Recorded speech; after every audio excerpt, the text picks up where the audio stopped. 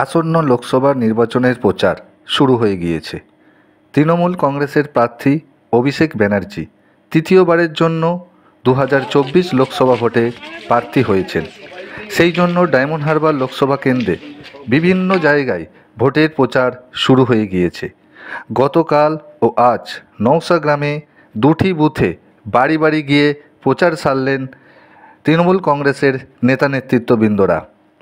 উপস্থিত ছিলেন অরুময়ী গায়েন, ডায়মন্ড হারবার 2 নম্বর ব্লক সভাপতি লাইলা বিবি, সরিষা পঞ্চায়েত প্রধান মমতা দাস, নওশা বুথ সদস্য কমল কুমার পুরকাইত সহ একাধিক নেতা নেতৃত্বরা। এছাড়াও সঙ্গে ছিলেন তৃণমূল কংগ্রেসের কর্মীবৃন্দরা।